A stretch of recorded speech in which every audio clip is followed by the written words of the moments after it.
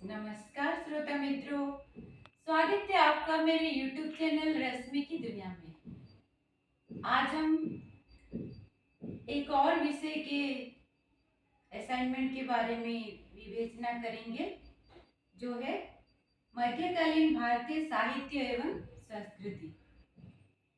जिसका पहला प्रश्न है, भक्ति संबंधी विभिन्न दार्शनिक मतों का वर्णन कीजिए। भक्ति संबंधी विभिन्न दार्शनिक मत, जो कि भक्ति के संबंध में दार्शनिक विवेचना की शुरुआत वस्तुतः मध्य युग में हुई। यह मध्य युग भक्ति आंदोलन की नींव बना। आइए हम इन दार्शनिक मतों का संक्षिप्त परिचय प्राप्त करें। पहला है अद्वैतवाद। शंकराचार्य ने अपने सिद्धांत अद्वैतवाद की स्थापना उपनिषदों, भगवद गीता तथा बृहन सूत्र आत्मा और परमात्मा के अलग अलग होने से इनकार किया। शंकराचार्य ने अपने सिद्धांत अद्वैतवाद में आत्मा और परमात्मा को अलग अलग कहा था। उनके अनुसार भक्ति और कर्म केवल मन को शुद्ध करने और साधक को ब्रह्म के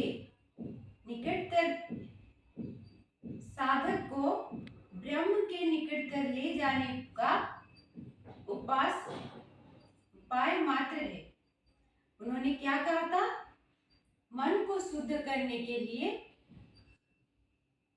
मन एक साधन है। ब्रह्म के निकटतर होने का साधन हमारा मन है।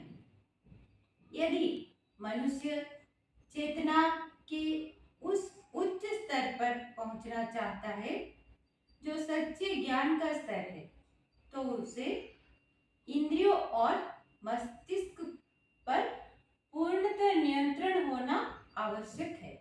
उन्होंने क्या कहा था? उन्होंने कहा था, सच्चे भक्त को ज्ञान के उच्च स्तर पर पहुंचने के लिए अपने इंद्रियों को वश में करना बेहद जरूरी है। दूसरा है विशिष्ट द्वैतवाद। शंकराचार्य के अद्वैत सिद्धांत का अनेक परवर्ती दार्शनिकों ने विरोध किया। भास्कर ने तो शंकराचार्य के मत को बौद्ध मत की ही एक दार्शनिक शाखा कहा। भास्कराचार्य ने क्या कहा था? शंकराचार्य के मत को बौद्ध का ही एक शाखा उन्होंने कह दिया। जगत केवल भ्रम नहीं है। ब्रह्म, जीवात्माएं और भौतिक जगत सभी यथार्थ है और एक दूसरे से भिन्न है।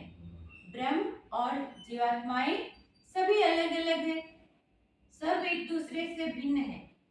ब्रह्म जीवात्माओं की भी आत्मा और इस पार्थिव जगत की भी आत्मा है।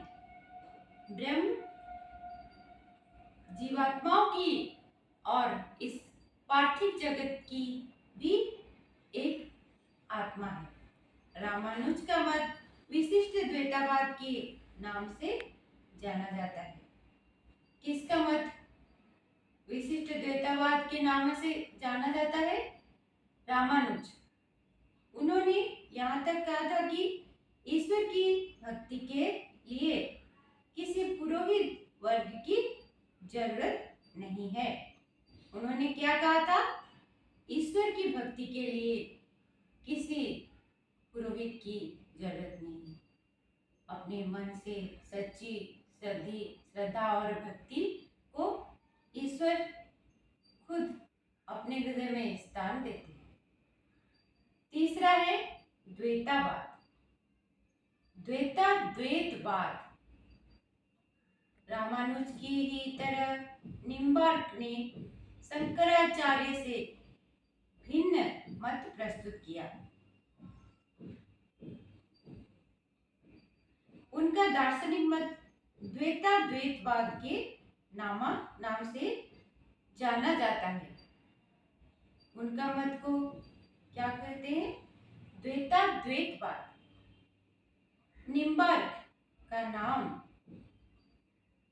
निम्बार्क का यह मानना था कि जीवन, जगत और ईश्वर अलग अलग है। आत्मा और प्रकृति ये दोनों ईश्वर पर निर्भर करते हैं। हम सभी ईश्वर पर निर्भर करते हैं। एकमात्र ईश्वर ही स्वतंत्र है। उनके अनुसार जीव और जगत का स्पष्ट अलग अस्तित्व है, किंतु स्वतंत्र अस्तित्व नहीं है। इसी कारण से निम्बार्क की प्रणाली द्वैताद्वैतवाद कहलाती है। जीव जगत और एकमात्र ईश्वर सब का अलग अलग है, अस्तित्व अलग अलग है, किंतु स्वतंत्र अस्तित्व नहीं है। उनके अनुसार ब्रह्म की सृष्टि की रचना ही ईश्वर की लीला है। उनके अनुसार ईश्वर की लीला क्या है? ब्रह्म की सृष्टि और रचना। वे कहते थे कि भक्त जब शुद्ध और दोष रहित जीवन बिताता हुआ निस्वार्थ प्रेम और मनन भावनाओं में खो जाता है, तब ही वह सच्ची भक्ति की बात सोचता है। वे क्या कहते हैं? भक्त जब निस्वार्थ होकर ईश्वर की भक्ति करता है, उनके भक्ति में खो जाता है, वही सच्ची भक्ति होती है। निम्बार्क में राधा कृष्ण की युगल मूर्ति की उपासना को भक्ति के अभिष्ट रूप में ग्रहण किया था। वे राधा कृष्ण भगवान को बहुत मानते थे। चौथा है द्वैतावाद। द्वैतावाद के प्रवर्तक आचार्य मध्व थे। द्वैतावाद के प्रवर्तक कौन थे? आचार्य मध्व, जिनका जन्म 13वीं सदी के प्रारंभ में कर्नाटक में हुआ था। शंकराचार्य के सिद्धांत का खंडन करते हुए उन्होंने कहा, अगर मनुष्य ही ब्रह्म है तो उसका ब्रह्म का साक्षात्कार करने का प्रयास निरर्थक है। उन्होंने क्या कहा? अगर मनुष्य ही ब्रह्म है तो मनुष्य का ब्रह्म को साक्षात्कार करना निरर्थक हो गया, क्योंकि साक्षात्कार करने के लिए साधना करने वाला तो स्वयं ही ब्रह्म है। मध्वाचार्य के अनुसार इस संसार की सभी वस्तुएं प्रकृति में होने वाले विकास संबंधी परिवर्तनों के फलस्वरूप उत्पन्न हुई, किंतु प्रकृति ब्रह्म के पथ प्रदर्शन पर चलती है। ब्रह्म की लोक में विष्णु रूप में प्रतिष्ठित हुआ, ब्रह्म ही इस लोक में विष्णु के रूप में प्रतिष्ठित हुए हैं। रामानुज की ही तरह मध्वाचार्य भी भक्ति मार्ग में जाति प्रथा और सामाजिक असमानता को बाधक मानते थे। जाति प्रथा जो कि समाज की उन्नति में अब हमेशा ही प्रतिरोधक रहा है।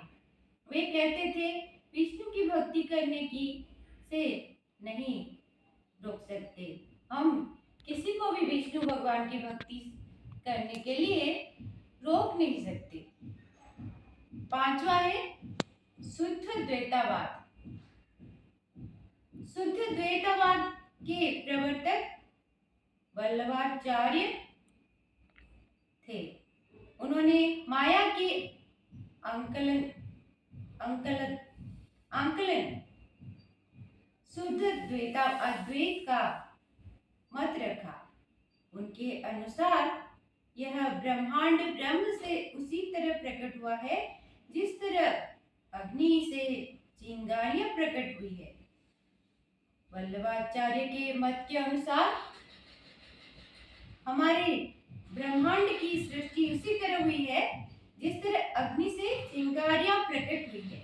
उनके अनुसार धर्म की स्थापना के लिए भगवान श्री कृष्ण का अवतार होता है। वे कहते थे कि मधुर भाव में प्रेम की मुख्यता है। प्रभु के प्रति प्रेम की को अद्वैत में परिणत कर देता है।